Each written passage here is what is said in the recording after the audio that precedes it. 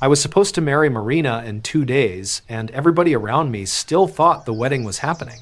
The flowers were paid for, the suits were picked up, and my mother was texting me about seating charts. Meanwhile, I was sitting in my car outside a hotel with photos on my phone that proved my fiancé had been lying to my face. I met Marina 3 years before all of that, and I know how people are going to hear this now. They'll ask how I missed it, how I didn't see the warning signs earlier, how a man can get that close to marrying someone and still not know what she's capable of. The honest answer is simple and embarrassing. I loved her, and when you love someone, you explain things away. She was beautiful, smart, quick with people, the kind of woman who could walk into a room and make everyone feel like she had known them for years.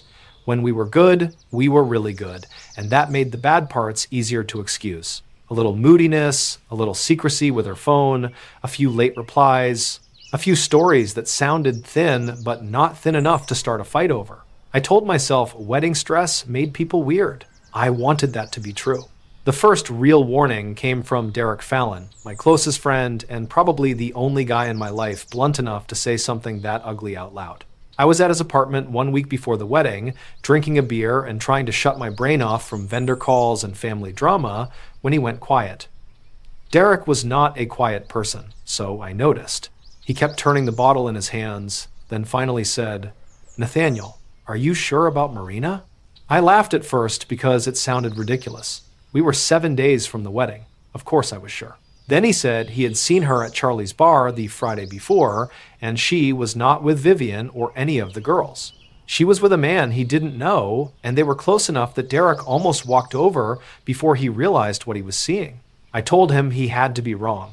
I said maybe it was someone who looked like her, maybe it was just a friendly hug, maybe the bar lighting made it look worse than it was. Derek let me throw out every excuse, and then he said, "I know what I saw." That was the sentence that stayed with me when I drove home, not because I wanted to believe him, but because Derek didn't enjoy this kind of drama. He looked sick saying it. That night, I lay beside Marina while she slept, staring at the ceiling, listening to her breathe like everything was fine. Her phone was charging on the nightstand face down.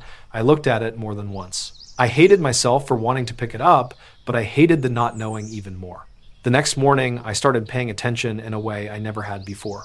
Marina's phone tilted away from me when messages came in. She took calls in the laundry room and came back with quick explanations that sounded almost too casual. When I asked what her plans were for the final pre-wedding errands, she gave me answers that had no real details in them.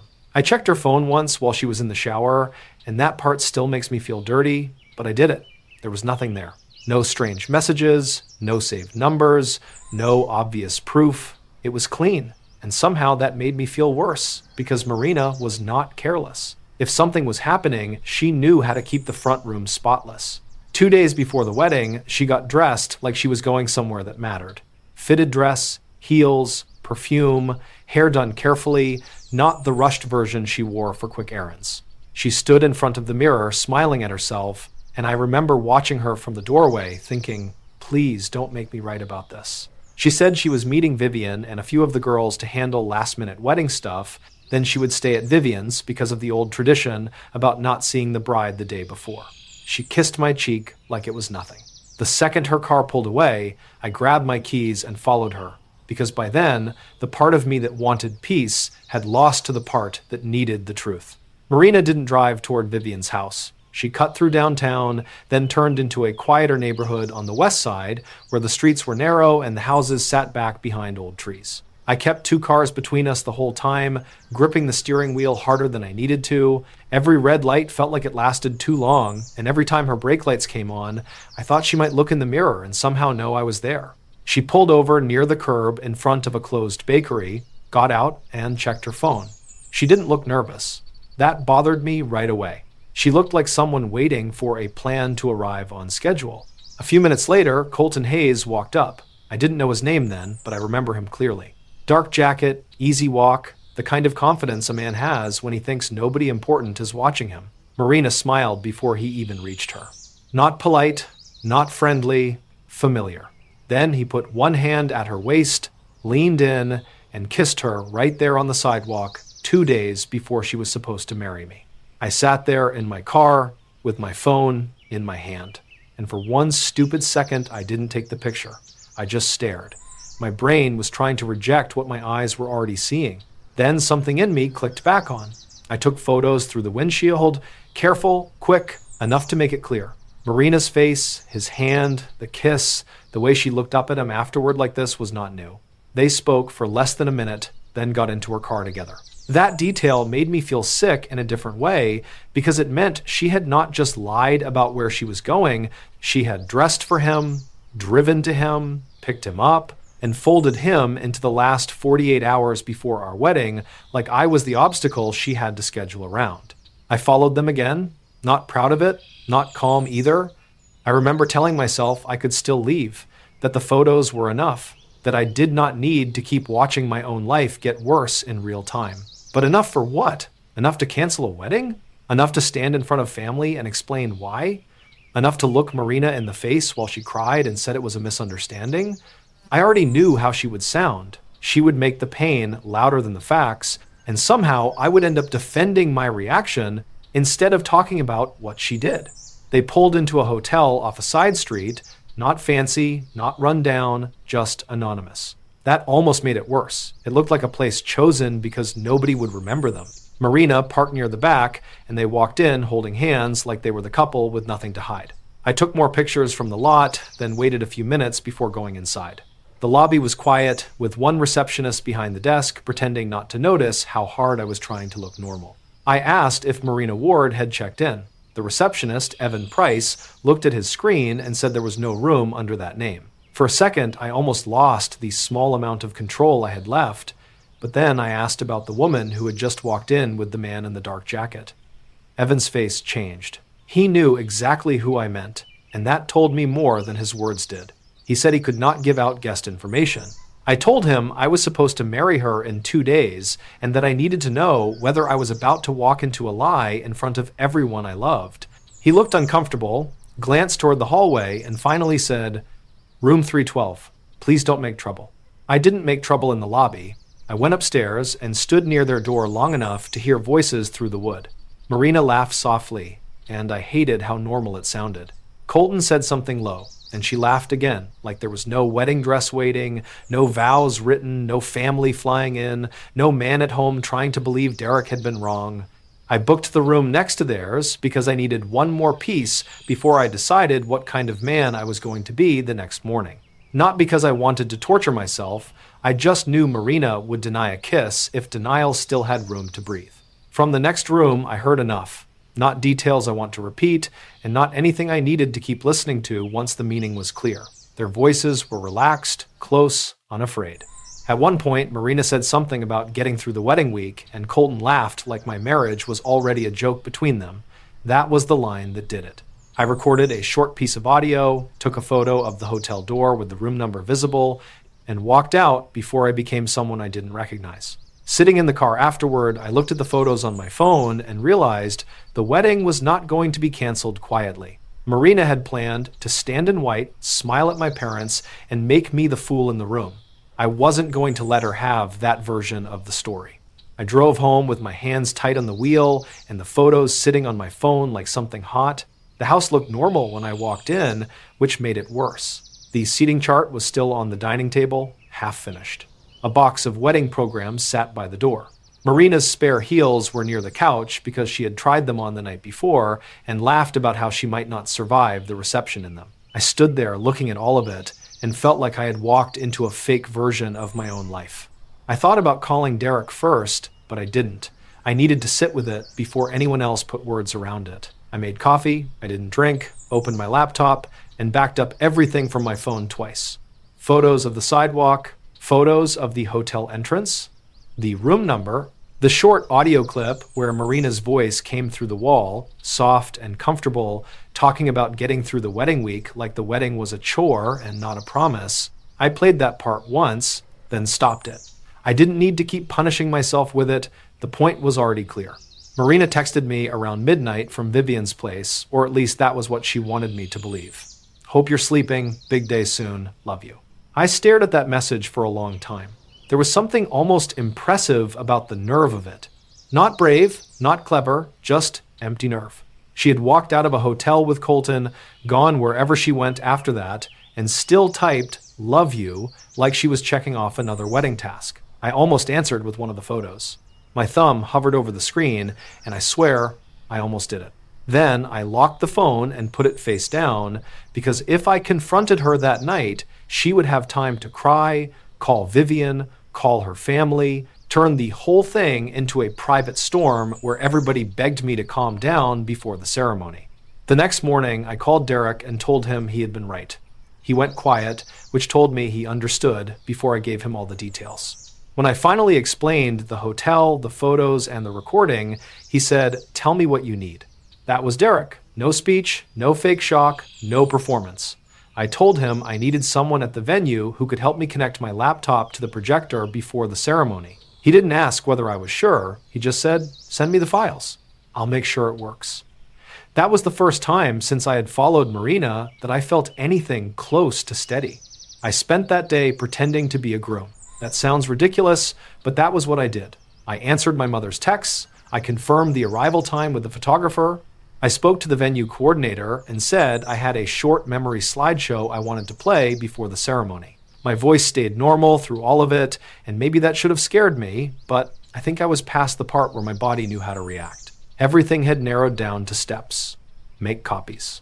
Check the projector. Keep Marina from knowing. Let her walk into the room believing she still controlled what everyone was about to see. Marina called me that afternoon from Vivian's phone, saying hers was charging. That was the kind of small lie I would have missed a week earlier. She sounded bright, almost giddy, telling me she couldn't wait to see me at the aisle and joking that I better not cry before she did. I listened to her talk, and for a few seconds, I heard the woman I had wanted to marry. That was the worst part. The voice was still the same, the laugh was still the same, but now there was another version of her attached to it, sitting in a hotel room with Colton and treating me like the final appointment on her calendar. The wedding morning came, and I got dressed alone. My suit fit perfectly, my tie sat straight, everything looked right from the outside, which felt almost insulting. Derek came into the groom's room holding a flash drive and gave me one nod. He had checked the projector, loaded the files, and made sure the first few images were the normal ones from Marina and me, trips, birthdays, engagement photos, the life everyone thought they had come to celebrate. After that, the truth would start. I stood there looking at myself in the mirror, hearing guests arrive outside, and I knew Marina was somewhere in that same building putting on a white dress like nothing had happened. The ceremony space was already full when Derek and I stepped out. People were smiling at me, giving me thumbs up, whispering the kind of sweet little comments people make because they think they are watching a happy man walk into the best day of his life. My mother dabbed at her eyes before anything had even started. Marina's parents were in the front row, proud and relaxed, completely unaware that their daughter had spent the last 2 days using this wedding like a stage prop. I stood near the front with my hands folded in front of me, feeling the flash drive in Derek's pocket like it was the only real thing in the room. When the music started, everyone turned. Marina came through the doorway in her dress, smiling like she had practiced that exact face in a mirror. I hate admitting this, but for 1 second, the sight of her still hit me. She looked beautiful. She looked like the woman I had proposed to, the woman I had defended in my own head all week, even after Derek warned me. Then she looked at me and smiled wider, and that small, soft pull in my chest died right there. Because I knew what I had on my phone. I knew where she had been. I knew the same woman walking toward me in white had stood outside a hotel room with another man and treated our wedding like an inconvenience she had to get through. She reached the front and took her place across from me. Her hand brushed mine, and she whispered, "You okay?" I almost laughed, but I didn't. I looked at her and said, "Almost." The officiant started speaking, welcoming everyone, talking about love and commitment and two families coming together.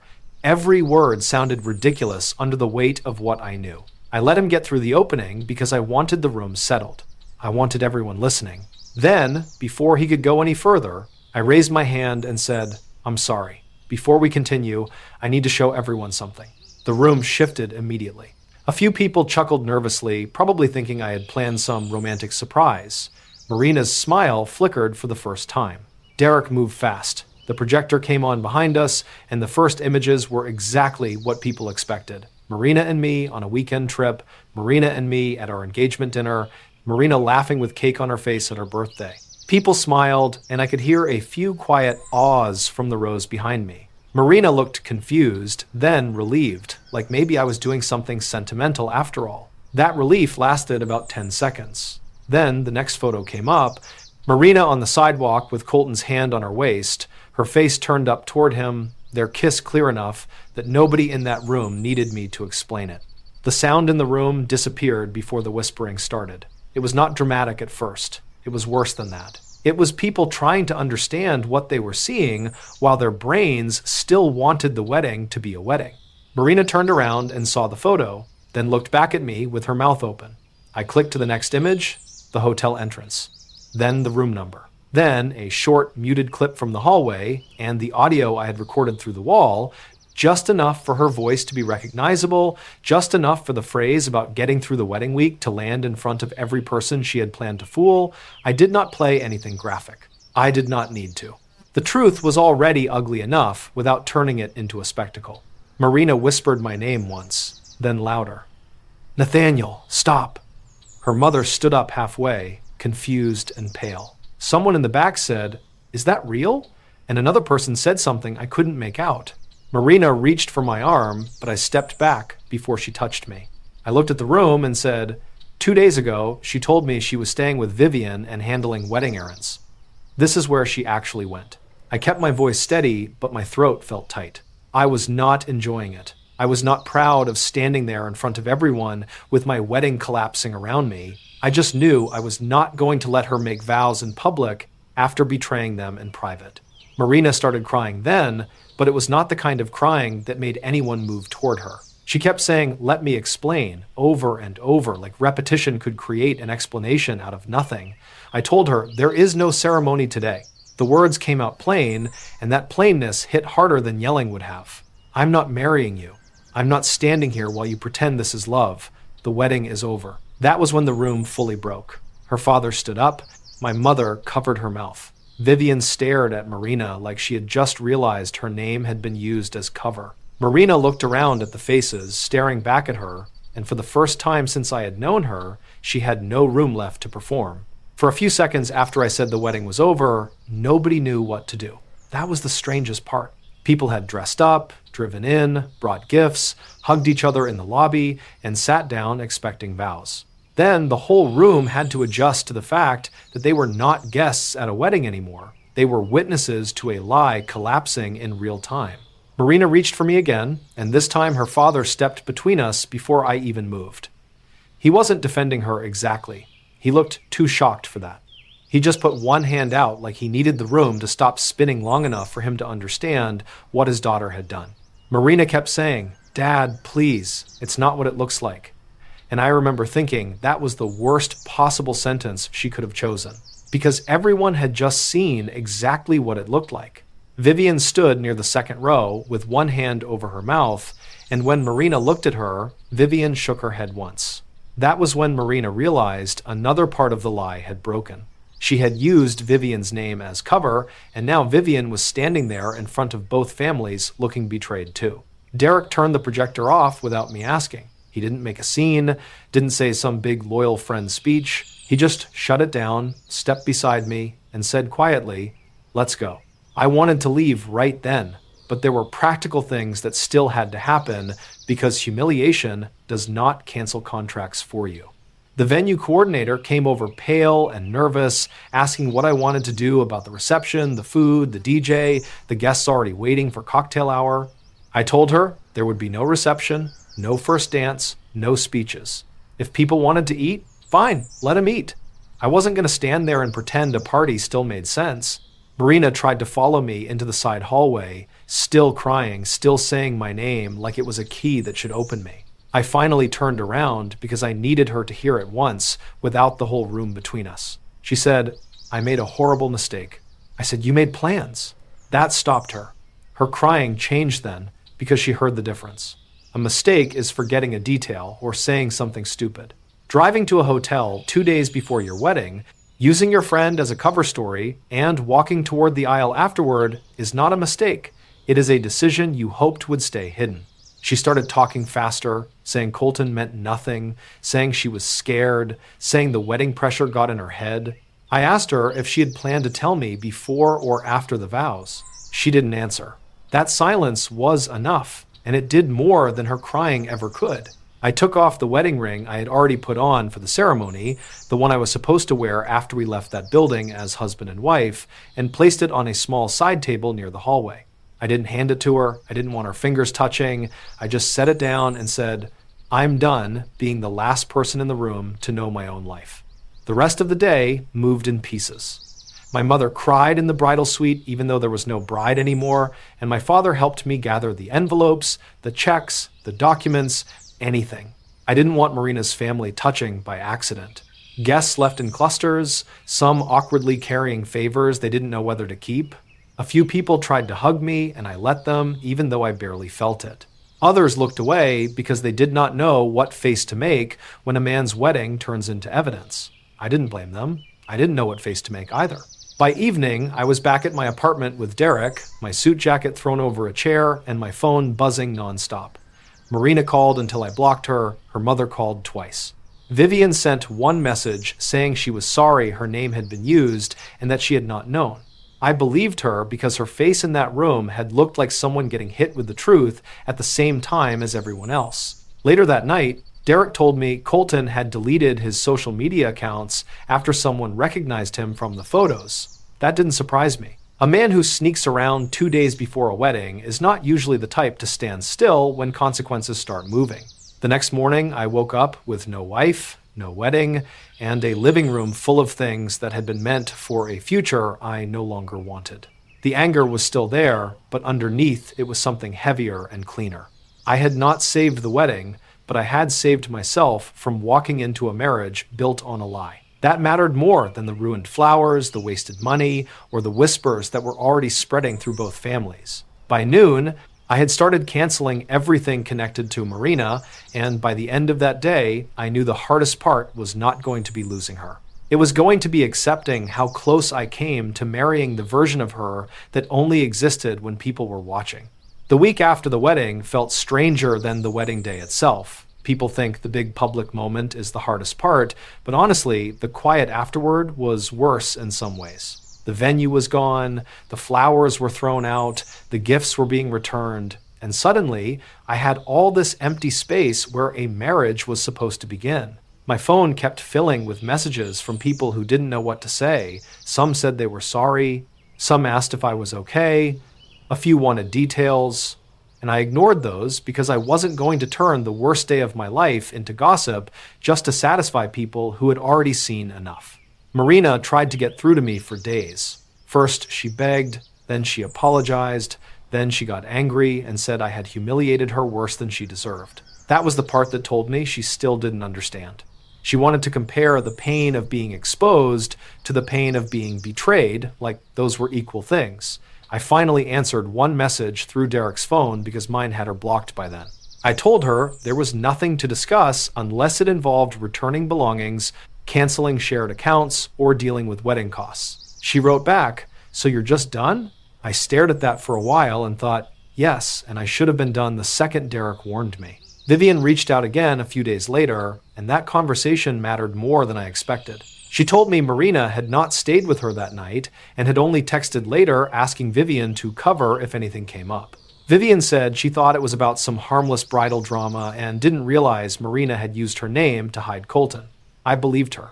She sounded embarrassed and angry, not defensive. She also told me Marina had been telling friends that I had overreacted and blindsided her, which almost made me laugh because Marina had walked into that room in a wedding dress after spending 2 days assuming I was blind. Colton disappeared from the story the way men like him usually do. He didn't show up to defend Marina, didn't apologize to me, didn't explain anything to anyone. From what Derek heard, Colton told mutual friends he had no idea Marina was that close to getting married, which was a lie so stupid it insulted everybody who had seen the proof. The pictures showed enough. The recording showed enough. Marina's own cover story showed enough. He eventually stopped going to the bars and places where people knew his face, and I was fine with that. I didn't need a fight with him. I needed distance from the whole mess. Marina's family had a harder time dealing with it. Her mother sent me one long message saying she was ashamed, sorry, and heartbroken. Her father called once and simply said, "You didn't deserve that." I didn't know what to say back, so I just thanked him. I think that was when the anger started turning into something else. Not forgiveness exactly, and not peace yet. More like exhaustion. The kind where your body finally realizes there is no more wedding to stop, no more lie to uncover, no more room to stand in and explain yourself. The damage had already happened, and the only thing left was cleaning up what was still attached to me. A month later, I moved out of the apartment Marina and I were supposed to share after the honeymoon. I donated things we had bought together, boxed up anything that still felt like her, and kept only what belonged clearly to me. That part was harder than I expected. Not because I wanted her back, but because every object had a version of the future attached to it. Plates for dinners we would never have, towels for a bathroom we would never argue over, a framed engagement photo I threw away without opening the back because I didn't need one more clean picture of something that had already rotted underneath. The rumors faded faster than I thought they would. They always do. People moved on to other problems, other weddings, other scandals, other things to whisper about. I went back to work, kept my head down, and let my life become boring on purpose. For a while, boring felt like the safest thing in the world. No big plans, no dramatic promises, no countdown to a day where everyone expected me to smile. Just work, groceries, a quiet apartment, and friends who didn't ask me to pretend I was fine before I was ready. I did see Marina once, almost a year later, outside a coffee shop near my office. She looked different. Not destroyed, not ruined, just smaller somehow. Like the confidence she used to carry had been worn down by people remembering what happened whenever her name came up. She asked if we could talk for a minute. I said we could talk there, outside, standing up. She apologized again, quieter this time, without the same performance in her voice. She said she had been selfish, that she had convinced herself the wedding would fix whatever was wrong in her, and that seeing the room turn against her still haunted her. I told her what haunted me was how close I came to never knowing. She nodded and didn't argue. That was probably the most honest moment we ever had after everything broke. I walked away from that conversation without feeling much of anything, and that was how I knew I was finally past the worst of it. Not happy about it, not grateful for it, just no longer trapped inside it. Marina had wanted a beautiful wedding day with all the photos and speeches and applause, while hiding the part of herself that would have poisoned the marriage from the beginning. I ruined the wedding, yes. I'll own that.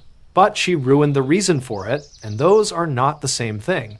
Now, when people ask what I learned, I don't give them some big speech about trust or love or warning signs. I just say this: when someone close to you brings you proof, don't dismiss it because the truth is inconvenient. I almost did. I almost walked straight into a marriage because canceling it felt too embarrassing, too expensive, too painful, too public. But the truth was already public in the only way that mattered. I was the last one being asked to live without it. So no, my wedding day was not the happiest day of my life. It was humiliating, expensive, loud, and painful. But it also stopped me from marrying a woman who could kiss another man, use her friend as an alibi, and still walk toward me in white like I owed her belief. I lost a wedding. I didn't lose my life. That difference took me a while to understand, but once I did, I stopped seeing that day as the end of something and started seeing it as the day I got dragged out of a lie before it became permanent. If you stayed with this story to the end, I really appreciate it. Please like it, share it with someone who would understand, and subscribe for more real stories about betrayal, exposure, consequences, and rebuilding after the person you trusted shows you who they really are. What would you have done after Derek's warning? Would you have confronted Marina privately after the hotel, or would you have exposed everything at the wedding before she could rewrite the story? And do you think Nathaniel went too far? Or was that the only way to stop everyone from believing the lie?